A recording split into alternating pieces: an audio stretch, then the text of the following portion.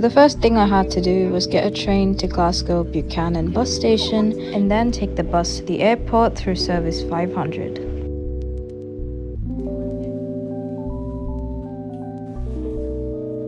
This was my first time flying Ryanair and I wanted to test and see how it felt like on the inside.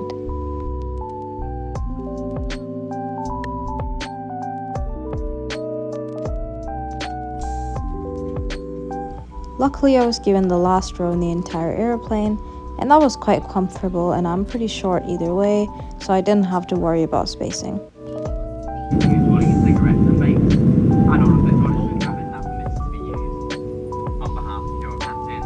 My first stop was at London Stansted and I had to get a transfer to London Gatwick. I was the last person to get on this bus because I wasn't aware of this one as I planned for the bus 40 minutes later. Though it was around 3 AM, I had to eat something before heading to Podgorica, so I went to Wetherspoons. Well, that's the breakfast menu, and all the prices here are so expensive. And that's what I got, and it will just come to my table soon. This actually looks amazing. There's quite a lot of vegetables, and I think it will keep me full for quite a bit, so...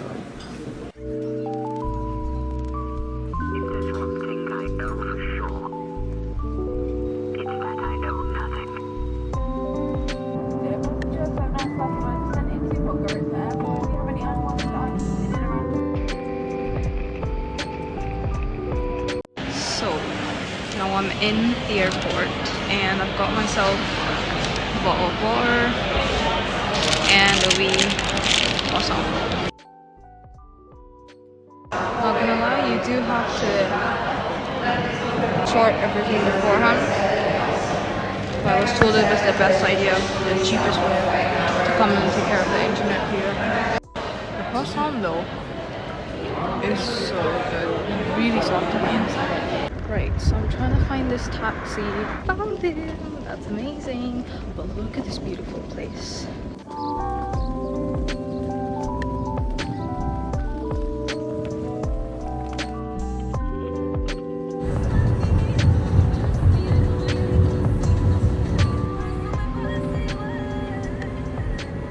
Hello everyone, I'm in the hostel right now. And it was kind of hard to get a taxi, and I did get into the taxi and he said he would drive me to Ostrog Monastery, which will take me like 25 euros, which I think is all right, because if I take the train and then try to get a taxi from there, it's going to be really hard, and I think this is the best option. So props to that guy. And I've obviously changed to this wonderful outfit over here. Well, obviously not my flip-flops. I will change that later. This place is actually really nice, and it was only 10.9 euros, which is crazy because I'll show you what it looks like. That's my bed, and I'm just using a face towel as a doormat because why not? It looks really comfortable to me. There's a fan if you want to use it. The only thing that really surprises me is the bathroom.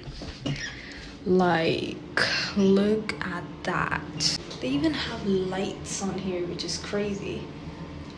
I will come back during the night. Definitely I will show you all the stuff in Ostrog Monastery and whatever I see. My phone's at 95%, which is amazing, and I'm gonna take this scarf with me just so I can wear it in the church.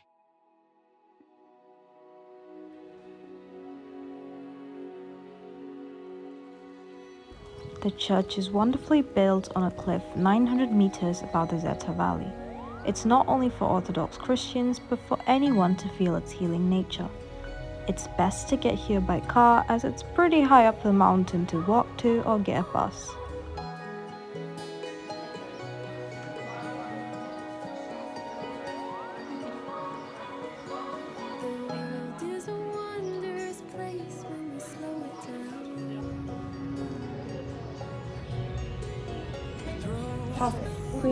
A little update on what's going on. I've just brought 4 candles.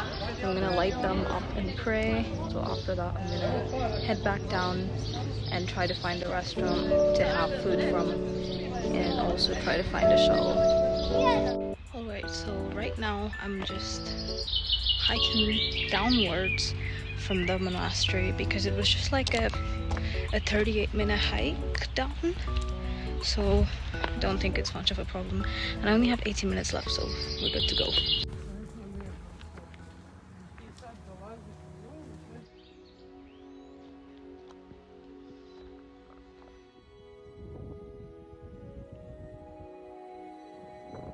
The view walking downhill was spectacular and I highly recommend you do so.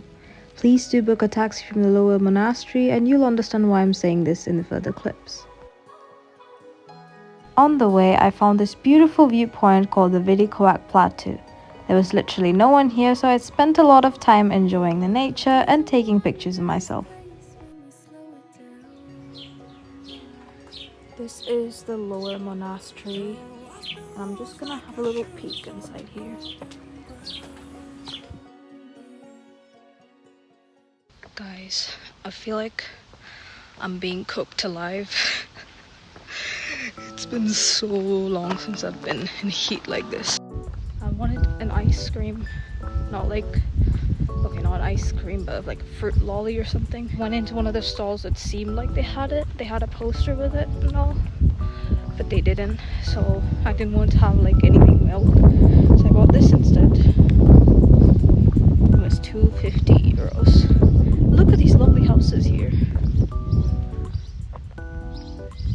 The family that owned the corner shop was kind enough to drop me to the railway station. So right now I'm in this train and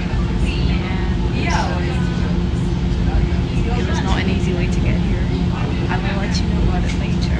So what exactly happened was the family dropped me off at a different station because none of them really understood English except for one of their kids.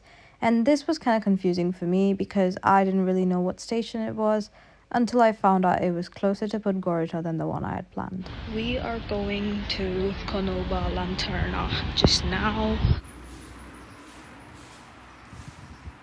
Honestly, I'm just going into Podgorica's city and I can see quite a lot of shops.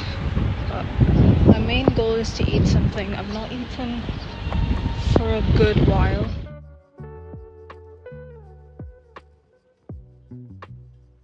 That's the drink. Pretty good. So I got given the food, which looks amazing, and I wanted to take a video, and I was taking a video, and the waiter came and asked, "Is the food okay? Why have you not eaten it?" And I was like, "I'm just taking pictures, don't worry." Let's be honest, it's my first time trying their bread.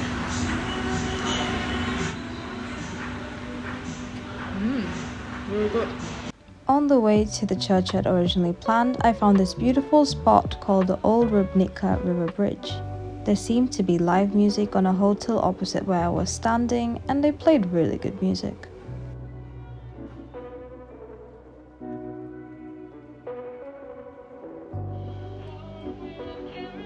Well, this is a place I visited by surprise. I just found it on the way to the church. It is pretty nice, to be honest. So right now I'm heading to the Millennium Bridge. I will walk through it and decide if I want to get a taxi or not, or if I want to walk home. If it's pretty bright, then I might as well just walk. But as far as I've heard, 8:30-ish is when the sun sets. So we shall see.